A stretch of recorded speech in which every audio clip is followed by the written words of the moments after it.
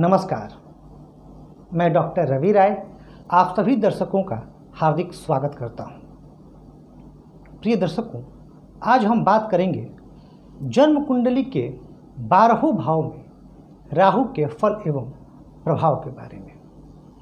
पूर्व में हम सूर्य, चंद्रमा, मंगल, गुरु, बुध, शनि और शुक्र पर चर्चा कर चुके हैं। कहना चाहूँगा कि यदि आपके मन में ज्योतिष शास्त्र से संबंधित कोई प्रश्न है, कोई जिज्ञासा है, या आप अपने बारे में या अपनों के बारे में कुछ जानना चाहते हो, तो आप चैनल के किसी वीडियो पर कमेंट करें। हम प्रयास करेंगे कि हम आपके प्रश्न का भी उत्तर अवश्य दें। हमारे आज के भी इस वीडियो में एक दर्शक के प्रश्न का उत्तर दिया जाएगा, तो शुरू से लेकर के अंत तक आप लोग वीडियो से बने रहिए। अब चर्चा प्रारंभ करते हैं राहु के बारे में। राहु कौन?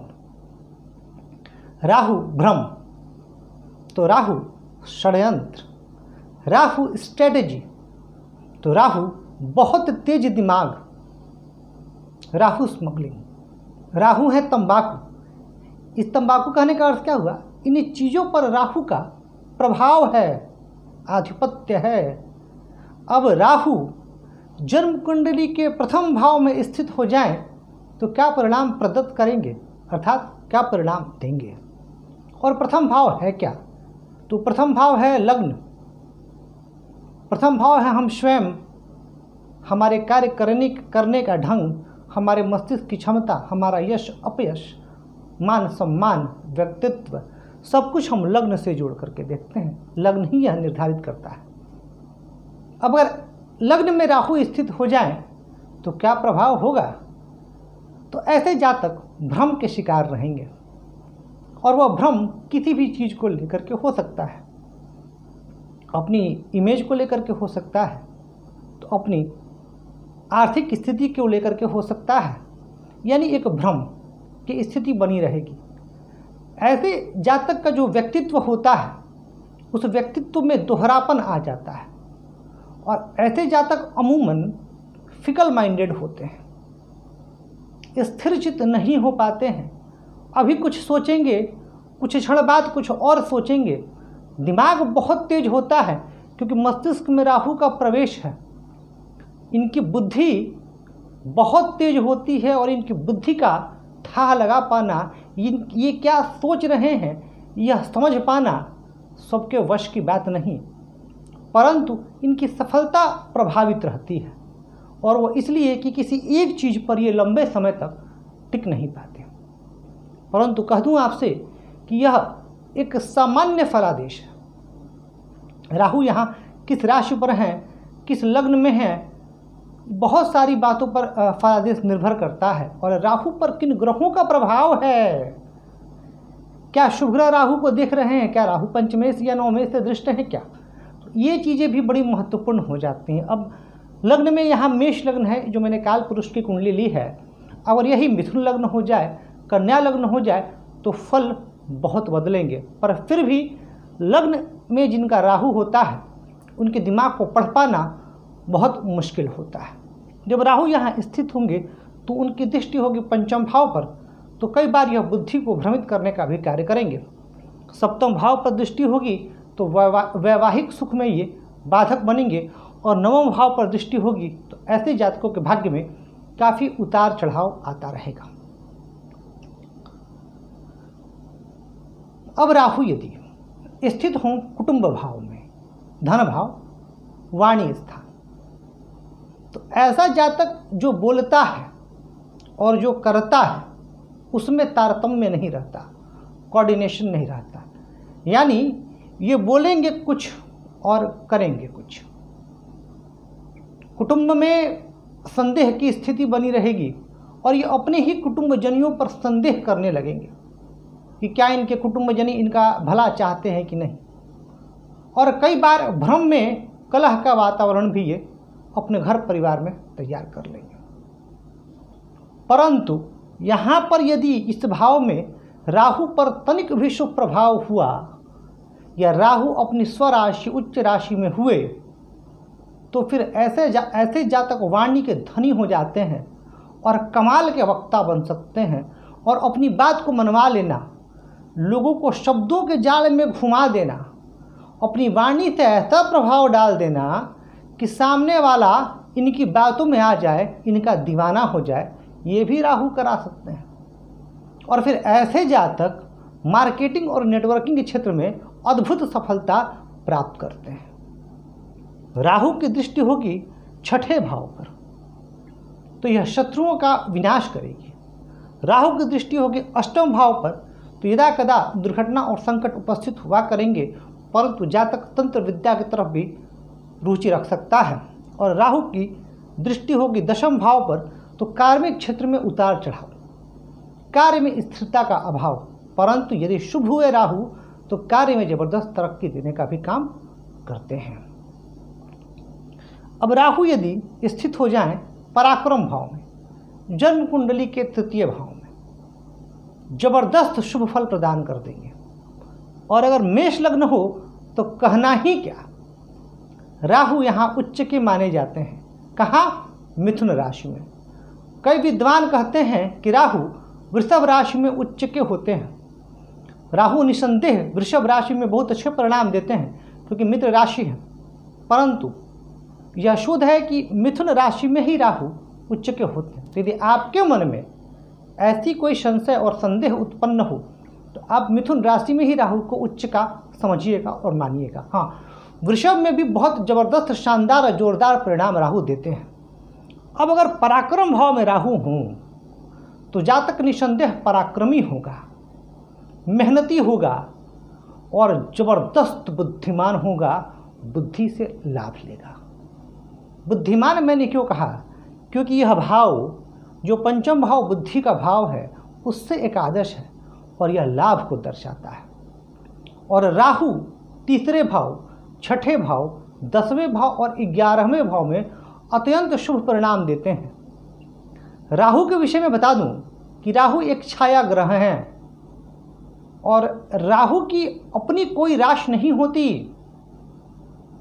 उनको जैसे कन्या में स्वराशि का समझा जाता है, परंतु राहु जिस ग्रह के साथ होते हैं और जिस राशि में होते हैं उसी के अनुसार राहु फल देते हैं। अब जैसे मान लेते हैं कि यहाँ राहु गुरु के साथ स्थित हो जाए और यह बुध की राशि है, तो जन्म कुंडली में बुध और गुरु की स्थिति क्या है उस पर भी राहु का फल बहुत हद तक निर्भर कर जाएगा। लेकिन सभी विद्वानों ने और सभी शास्त्रों ने एक मत से पराक्रम भाव में राहु के फल को जबरदस्त माना है। राहु की दृष्टि हो विवाह स्थान पर, तो यदि सप्तमेश कमजोर हुए तो वैवाहिक जीवन में परेशानी, पर राहु शुभ हुए तो वैवाहिक जीवन बहुत अच्छा भी रहेगा। नवम भाव पर यहाँ से राहु देखेंगे तो भाग्य में जबरदस्त वृद्धि कर देंगे, अचानक लाभ दे देंगे। व्यक्ति जहाँ सोचा नहीं होगा उससे बढ़कर के उसको सफलता मिलेगी, क्योंकि राहु अचानकता के ग्रह हैं। और अगर राहु की यहाँ से दृष्टि जो है लाभ भाव पर जाएगी तो लाभ भाव पर जो राहु की दृष्टि होगी उसकी वजह से जातक के जीवन में लाभ के मार्ग प्रशस्त हुआ करेंगे। परंतु ये तब जब राहु शुभ हो और राहु पर शुभ प्रभाव हो। यदि यहाँ राहु नीच के भी हुए तो भी कुछ न कुछ भला करने का प्रयास अवश्य करेंगे। अब राहु यदि जन्म कुंडली के चतुर्थ भाव में हो, और चतुर्थ भाव किसका है? सुख का भाव है। माता सुख, भूमि, भवन, वाहन, जनता। अब यहाँ पर अगर राहु होंगे तो माता जी के साथ संबंध थोड़ा सा बिगाड़ेंगे। जातक अपनी माता की भावनाओं को समझ नहीं पाएगा और कई बार भ्रम में, संदेह में, शंका में वह सम्मान नहीं दे पाएगा जो उसे देना चाहिए। तो यहाँ पर राहु यह करते हैं। इसके साथ ही मित्रों से धोखा, जनता के बीच जातक की जो छवि होगी वह छवि भी बहुत अच्छी नहीं रहेगी। भूमि, भवन, वाहन से संबंधित विवाद उत्पन्न होंगे और वाहन चलाते समय विशेष सावधानी की आवश्यकता होगी। ऐसे जातक, कई बार आपने सुना होगा कि मित्रों द्वारा धोखा दे दिया जाना या मित्रों द्वारा किसी षड्यंत्र में फंसा दिया जाना। जब यहाँ राहु होंगे तो ये परिस्थितियाँ निर्मित होंगी, परंतु ये केंद्र है। और हमेशा ध्यान रखिएगा कि राहु जब केंद्र में हों और त्रिकोण के स्वामी के साथ संबंध बना लें या केंद्र के स्वामी के साथ ही केंद्र में स्थित होकर के संबंध बना लें, तब राहु राजयोग भी देते हैं। और जब राहु राजयोग देते हैं तो सबसे अधिक दे जाते हैं, क्योंकि अचानकता के मामले में इनका कोई मुकाबला नहीं। राहु की पंचम दृष्टि अष्टम भाव पर होगी, जो जातक को गूढ़ विद्याओं का माहिर बना देगी। तंत्र मंत्र में जातक विशेष रुचि रखेगा और जीवन काल में तरक्की करेगा। राहु की दृष्टि दशम भाव पर भी होगी। कार्मिक क्षेत्र में निसंदेह उतार चढ़ाव तो होगा, पर जातक अपनी बुद्धि से वहां भी सफल होगा। और नवम दृष्टि व्यय पर होने की वजह से जातक के जीवन काल में व्यय बहुत होगा, व्ययाधिक्य बना रहेगा। अब अगर राहु जन्म कुंडली के पंचम भाव में, तो क्या परिणाम देंगे? जबरदस्त तेज दिमाग, बहुत तेज दिमाग, परंतु तब जब राहु अकेले हैं। यहाँ पर बहुत से लोगों के कुंडली में मैंने देखा है कि यदि राहु अकेले हैं और राहु जहाँ स्थित हैं उसके स्वामी केंद्र में है, तो ऐसे जातक की बुद्धि बहुत तेज होती है, उसमें दूरदर्शिता औरों के मुकाबले बहुत ज़्यादा होती है। परंतु यहाँ अकेले राहु कई बार संतान सुख में बाधक बनते हैं, प्रेम प्रसंगों में बाधक बनते हैं। जातक अपने जीवन में मनोरंजन को महत्व नहीं देता, या यूँ कहें कि उसे मनोरंजन का समय ही नहीं मिल पाता है। राहु यदि यहाँ अशुभ हुए तो फिर परेशानी दे देंगे, विवेकहीन बना देंगे, जातक की बुद्धि भ्रमित रहेगी और ऐसे जातक को अपनी शिक्षा का लाभ नहीं मिल पाएगा। जो विद्या अध्ययन उसने किया है उसका लाभ वो जीवन में नहीं ले पाएगा। और आपने देखा होगा कई लोग ऐसे हैं जो अध्ययन तो किसी और विषय का करते हैं और कार्य कोई और करते हैं। तो पंचम में राहु अगर अशुभ स्थिति में हो तो इसकी संभावना बहुत बनती है। यहाँ राहु होंगे तो राहु की दृष्टि होगी नवम भाव पर, भाग्य भाव पर। भाग्य में अचानक उतार चढ़ाव, लाभ भाव पर वही स्थिति बनेगी, लाभ में बाधक बनेंगे। और लग्न पर दृष्टि होगी तो भ्रम की स्थिति उत्पन्न कर देंगे। परंतु राहु यदि शुभ हुए और राहु का संबंध शुभ ग्रहों के साथ हो गया तो यह जातक को बहुत ऊंचा उठाने का भी काम करते हैं, विद्वान भी बनाते हैं राहु।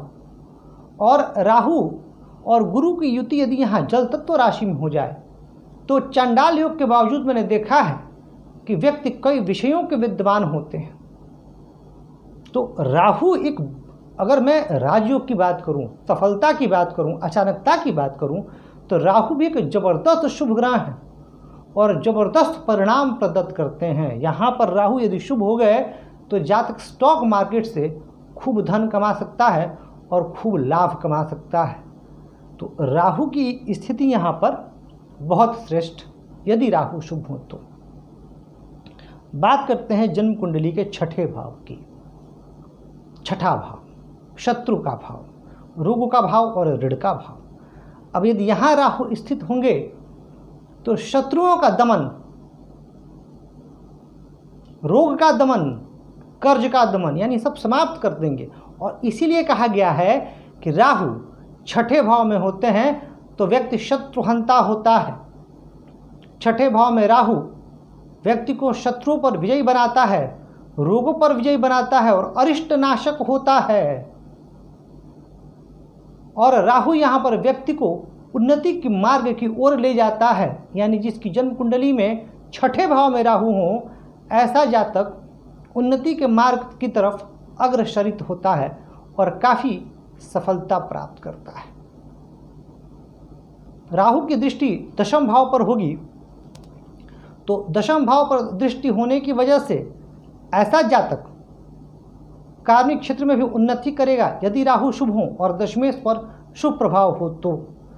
12वें पर दृष्टि होगी तो व्यय तो होगा, परंतु अगर शुभ प्रभाव हुआ तो शुभ कार्यों पर, अशुभ प्रभाव हुआ तो अशुभ कार्यों पर। और धन भाव पर जो दृष्टि होगी तो यह धन के मामले में लाभकारी सिद्ध होगी। तो कुल मिला जुला करके छठे भाव में भी राहु का एक बहुत श्रेष्ठ और बहुत अच्छा परिणाम दृष्टिगोचर हो रहा है।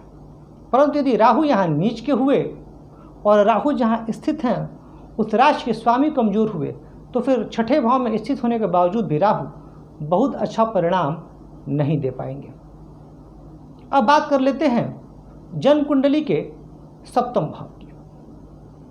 सप्तम भाव में यदि राहु हो तो यह वैवाहिक सुख का भाव है, और वैवाहिक सुख के भाव में राहु होंगे तो वैवाहिक सुख को कम करेंगे, क्योंकि राहु विच्छेदात्मक ग्रह है और राहु छाया ग्रह भी है। तो परंतु विवाह स्थान में राहु, सूर्य, शनि, मंगल, केतु इन ग्रहों का होना अच्छा नहीं माना जाता है। अगर ये ग्रह विवाह स्थान में होंगे तो जातक विवाह में परेशानी आएगी ही। राहु जब यहाँ पे होंगे तो जातक को पार्टनरशिप के कार्यों से लाभ नहीं मिल पाएगा, यानी जातक अगर किसी को पार्टनरशिप में लेकर के कोई बिजनेस करना चाहे, कोई व्यवसाय करना चाहे तो उस व्यवसाय में उसको सफलता नहीं मिलेगी। राहु यदि यहाँ हों और खास करके मंगल की राशि पर हों, शनि की राशि पर हों और उन ग्रहों से दृष्ट हों, जैसे एक उदाहरण देता हूँ, सिंह लग्न की कुंडली हो और राहु यहाँ स्थित हों और प्रभाव हो और शनि यहाँ से राहु को देखें तो यह, और गुरु की दृष्टि कहीं से ना हो तो यह संभावना बनती है कि जातक प्रेम विवाह भी कर सकता है और वैवाहिक जीवन में उतना जो मधुर संबंध है वह नहीं रह पाता यदि सप्तमेश की स्थिति अच्छी ना हो तब। परंतु सप्तम के राहु कई बार देखा गया है कि मेटेरियलिस्टिक गेन देते हैं, यानी सांसारिक सुख जो है वह सप्तम के राहु प्रदान कर देते हैं। यहाँ होंगे तो दृष्टि होगी लाभ भाव पर, तो लाभ के मार्ग प्रशस्त करेंगे। यदि शुभ होंगे, अशुभ होंगे तो व्यक्ति के काम बनते बनते बिगड़ जाया करेंगे। लग्न पर दृष्टि होगी, शुभ हुए तो कहना ही क्या, अशुभ हुए तो वही भ्रम की स्थिति उत्पन्न करा देंगे। और पराक्रम पर दृष्टि होगी तो जातक निसंदेह पराक्रमी होगा, परंतु भाई बहनों से जो संबंध है, भाई बहनों से संबंध मधुर नहीं रह पाएंगे। बात कर लेते हैं अब अष्टम भाव की, यानी यदि अष्टम भाव में राहु हुए तो अष्टम भाव में राहु क्या परिणाम देंगे और अष्टम भाव किन चीज़ों को दर्शाता है। अष्टम भाव आयु और मृत्यु का भाव है, संकटों का भाव है, तो रिसर्च का भी भाव है, गुण विद्याओं का भी भाव है, और वो चीज़ें जो छिपी हुई हैं और जिन्हें बाहर आना है उसका भी भाव है। और राहु एक छाया ग्रह जो जिस ग्रह के साथ होंगे, जिस राशि पर होंगे उसके अनुसार फल देंगे, उसके अनुसार उनका प्रभाव होगा। अब अगर राहु यहाँ होंगे तो जातक को गुप्त विद्याओं का माहिर बना देंगे, और जो श्रेष्ठ तांत्रिक होते हैं, जो जोखिम भरा कार्य हो, जिसमें बहुत साहस, बहुत पराक्रम, बहुत जज्बे की आवश्यकता वह दे देंगे। बहुत अच्छे साइंटिस्ट की कुंडली में आपको राहु यहाँ दिख जाएगा, बड़े बड़े तांत्रिकों की कुंडली में राहु आपको यहाँ दिख जाएगा। और जो लोग डिस्ट्रक्टिव सोच रखते हैं, और कुछ लोग ऐसे होते हैं जिनकी योजनाएं, जिनकी कार्यशैली बनती है विनाश का कारण, उनकी जन्म कुंडली में भी राहु यहाँ होते हैं, परंतु तब वो विनाश का कारण बनेगी जब राहु पर शुभ प्रभाव ना हो और 2-3 अशुभ प्रभाव हो। जैसे राहु यदि यहाँ हो और उनमें मंगल और शनि का भी प्रभाव हो और राहु शुभ ग्रह से दृष्ट ना हो, तब यह परिस्थिति उत्पन्न होगी। राहु यहाँ होंगे तो राहु की दृष्टि कहाँ होगी, द्वादश भाव पर, तो व्यय खूब करा देंगे। धन भाव पर दृष्टि होने की वजह से वाणी में भ्रम रहेगा और व्यक्ति की वाणी स्वार्थ से भरी होगी। और राहु की दृष्टि चतुर्थ भाव पर होगी तो ऐसे राहु सुखों को कम करने का कार्य करेंगे, यानी जातक औरों के लिए करने का प्रयास तो बहुत करेगा परंतु उसे उस कार्यों का यश नहीं मिल पाएगा और सुख के मामले में जातक को थोड़ी सी कमी रहेगी। अब अगर जन्म कुंडली के 9वें भाव में राहु स्थित हों तो क्या परिणाम होगा, और 9वां भाव किस चीज़ को दर्शाता है, तो 9वां भाव दर्शाता है धर्म को, 9वां भाव दर्शाता है भाग्य को। तो यहाँ पर जब राहु स्थित होंगे तो भाग्य में उतार चढ़ाव, व्यक्ति के अंदर धर्म की कमी या धर्म का दिखावा, भाग्य का साथ ना मिलने की वजह से ऐसा जातक चिड़चिड़ा स्वभाव का भी हो जाता है। राहु जब भाग्य भाव में होंगे तो यह देखना परमावश्यक हो जाएगा कि राहु क्या संबंध किन ग्रहों के साथ हो रहा है, और राहु यदि नवम भाव में स्थित हैं तो नवमेश की क्या स्थिति है। क्योंकि अगर राहु नवम भाव में स्थित हैं परंतु नवमेश की स्थिति यदि अच्छी हुई तो फिर उस कंडीशन में राहु अच्छा फल देंगे। राहु यदि यहाँ स्थित हों और केंद्र के स्वामी के साथ संबंध बना लें तो भी राहु अच्छा परिणाम दे पाएंगे। राहु जब यहाँ स्थित होंगे तो राहु की दृष्टि होगी लग्न पर, तो लग्न पर दृष्टि होने की वजह से जातक को भ्रम का शिकार बना देंगे। जातक भ्रमित रहा करेगा और किसी निर्णय पर वह ठीक से नहीं पहुंच पाएगा। यहाँ पर दृष्टि होगी तो जातक पराक्रमी तो होगा, पराक्रम करेगा, परंतु भाई बहनों से संबंध मधुर नहीं रह पाएंगे। और यहाँ पर जो दृष्टि होगी उसकी वजह से जातक अपनी बुद्धि का सही उपयोग नहीं कर पाएगा। परंतु यदि यही राहु मिथुन राशि पर हुए, वृषभ राशि पर हुए, कन्या राशि पर हुए और नवम भाव यदि बहुत बली हुए या राहु नवमेश के साथ ही वहीं स्थित हो जाए, चूँकि छाया ग्रह हैं, तो राहु जातक के भाग्य को अचानक बदल देंगे और रातों रात वह जातक प्रसिद्ध हो सकता है, रातों रात वह धनवान हो सकता है। यानी अचानकता के कारक ग्रह राहु उसके भाग्य को अचानक परिवर्तित कर देंगे और वह अपने जीवन काल में काफ़ी श्रेष्ठ सफलता भी प्राप्त कर सकेगा। क्योंकि राहु अचानकता के ग्रह हैं और अचानक परिस्थितियां बदल देने में राहु का कोई मुकाबला नहीं है। अब दशम भाव पर चर्चा करूं उससे पूर्व एक दर्शक के प्रश्न को ले लेता हूं, इसके बाद फिर हम दशम भाव पर चर्चा करेंगे। दर्शक ने पूछा है कि यदि तुला लग्न की कुंडली में गुरु चतुर्थ भाव में नीच के हों और वक्री हों तो क्या परिणाम मिलेगा। देखिए, तुला लग्न में गुरु अकारक होते हैं, गुरु स्वामी हो जाते हैं तीसरे भाव के और छठे भाव के। परंतु यहाँ कह दूं कि गुरु उपचय भाव के भी स्वामी हैं और आर्थिक क्षेत्र में समृद्धशाली बनाने के लिए गुरु का बली होना तुला लग्न में आवश्यक हो जाता है। अगर गुरु बली हैं तो निसंदेह जातक धनवान होगा। हाँ, परंतु चूंकि स्वामी है छठे के तो रोग को बढ़ा देंगे, शत्रुओं में वृद्धि करेंगे, ये चीज़ें होंगी।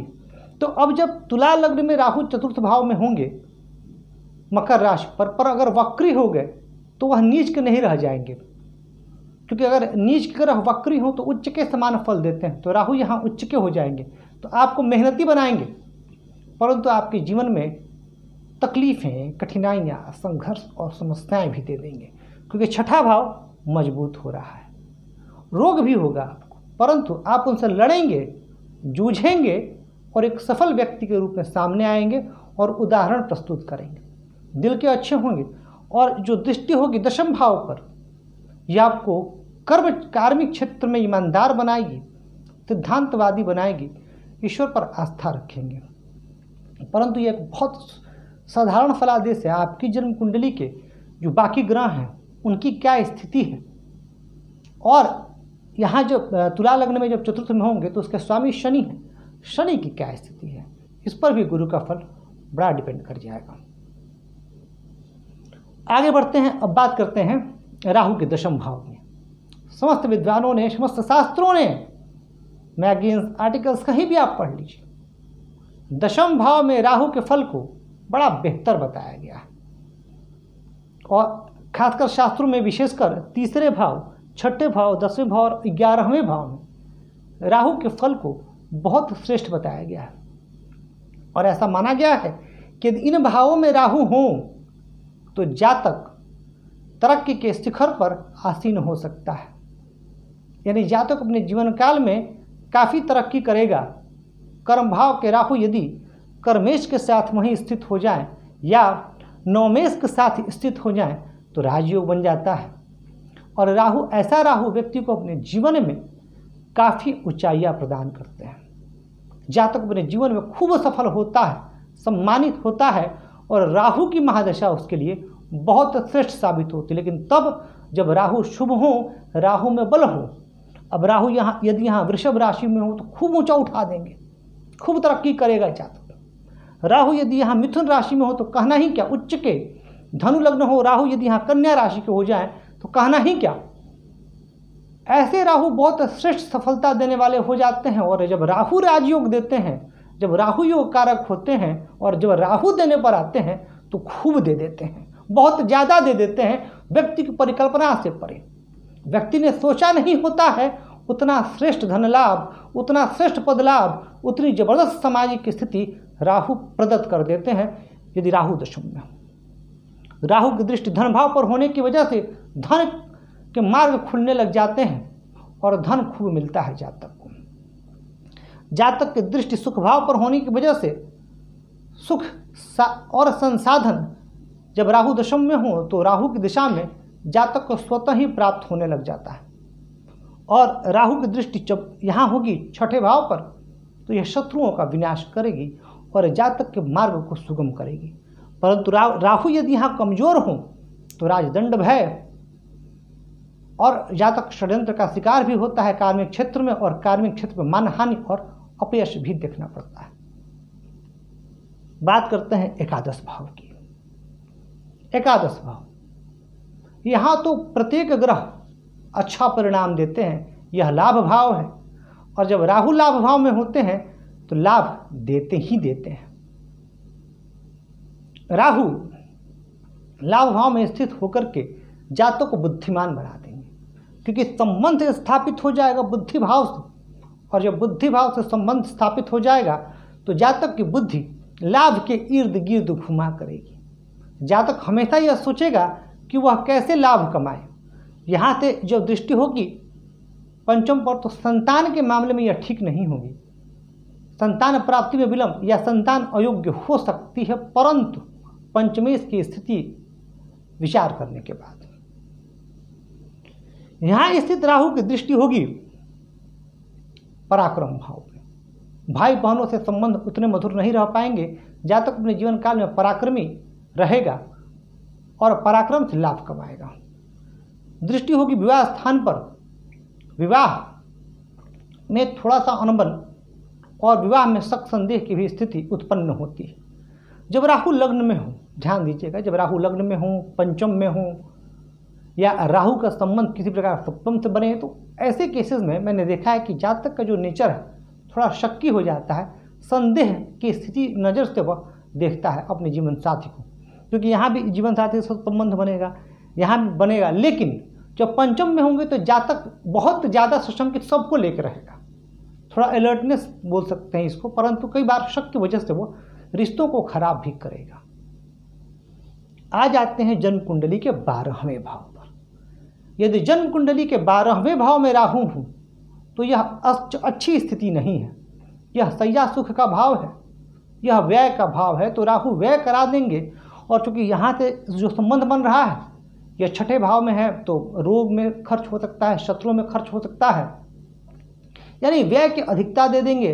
सैया सुख का भाव है तो सैया सुख में कमी कर देंगे। वैवाहिक जीवन में जो है वह तनाव की स्थिति बनी रहेगी, रात को नींद अच्छी नहीं आएगी। तो यहाँ पर राहु जो है अच्छे परिणाम नहीं देते हैं। राहु की जो पंचम दृष्टि होगी वह चतुर्थ भाव पर होगी तो सुख इत्यादि में भी कमी, और जो राहु की नवम दृष्टि होगी वह अष्टम भाव पर होगी तो कई बार दुर्घटना की आशंका। परंतु गुण विद्याओं की तरफ जातक की रुचि रहेगी, ज्योतिष इत्यादि में और तंत्र मंत्र में जातक विश्वास किया करेगा। परंतु यदि राहु यहाँ शुभ ग्रह से दृष्ट हो और राशि कन्या मिथुन वृषभ राशि हो तो अशुभ फलों में कमी आएगी और कुछ शुभ फल भी मिलेंगे। और फिर ऐसे जातक विदेश यात्रा करते हैं और विदेशों में जाकर के खूब नाम भी कमाते हैं। तो प्रिय दर्शकों, ये था राहु के बारे में। जन्म कुंडली के 12वें भाव में राहु का क्या प्रभाव होगा, राहु क्या फल देंगे, इस पर हमने चर्चा की। कहना चाहूँगा आपसे कि यदि आपको यह वीडियो पसंद आ रहा है, यह कार्यक्रम पसंद आ रहा है तो चैनल को लाइक करें, सब्सक्राइब करें और शेयर करके हमें अपना प्यार और स्नेह अवश्य दें। आज के लिए बस इतना ही, इजाज़त लेता हूँ आपसे। धन्यवाद।